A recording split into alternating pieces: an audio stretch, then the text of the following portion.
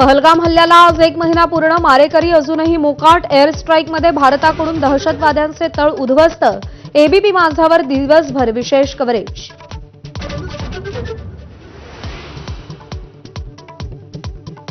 Operation सिंदूरनंतर पंतप्रधान मोदींचा आज राजस्थान दौरा. नाल एअरबेसवर सैनिकांना भेटणार तर बिकानेरमध्ये सभेला संबोधित करून 26,000 कोटी रुपयांच्या विकास प्रकल्पांचं उद्घाटन करणार.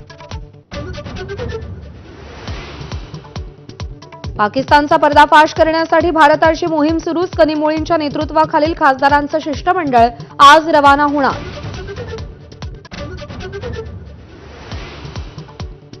पाकिस्तानचा पर्दाफाश करण्यासाठी गेलेलं खासदारांचं पहिलं शिष्टमंडळ जपानमध्ये दाखल. संजय झा यांच्या नेतृत्वाखालील शिष्टमंडळाची राजदूत सीव्ही जॉर्ज यांच्यासोबत टोकियोत बैठक.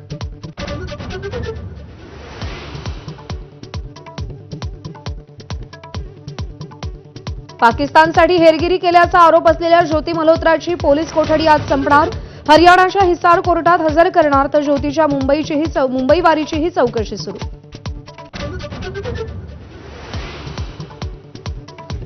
ऑपरेशन सिंदूरमुळे बिथरलेल्या पाकिस्तानचा आता नेपाळ मार्गे कारवायांचा डाव. नेपाळ मार्गे बांगलादेशी आणि पाकिस्तानी दहशतवाद्यांना भारतात पाठवण्याचा कट असल्याची माहिती.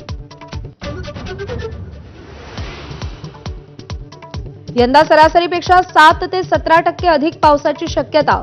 मुख्यमंत्री फडणवीसांची पत्रकार परिषदेत माहिती. मान्सून महाराष्ट्रात वेळेआधीच दाखल होण्याचा हवामान खात्याचा अंदाज.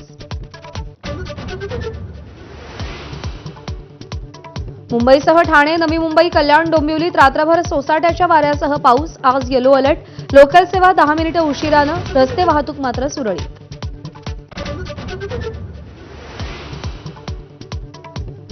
दिल्ली एनसीआरमध्ये वादळी वाऱ्यासह आलेल्या पावसानं मोठं नुकसान. कुठे गारांचा वर्षाव तर कुठे झाडं उन्मळली. होर्डिंग आणि विजेचे खांब कोसळले. दोघांचा मृत्यू. धुळ्यातील शासकीय विश्रामगृहामध्ये कोट्यवधींचं घबाड सापडलं. रूम नंबर 102 मधून 1,84,84,000 रुपये जप्त. खोतकरांच्या स्वीय सहाय्यकाच्या नावे रूम बुक असल्याचं समोर.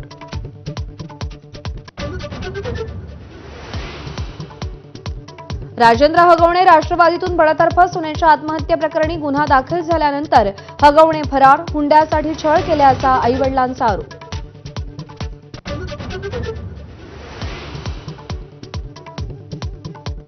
वैष्णवीनं 10 महिन्याचं बाळ. हगवणेंचे निकटवर्तीय निलेश चव्हाणकडे. बाळाचा ताबा कसपटे कुटुंबियांना देण्यास चव्हाणचा नकार. चाकरमान्यांसाठी खुशखबर. यंदा गणपतीसाठी जलवाहतुकीचा पर्याय. M2M बोटीनं मुंबईहून मालवणला 4.5 तासात तर रत्नागिरीला 3 तासात पोहोचता येणार. मंत्री नितेश राणेंची घोषणा.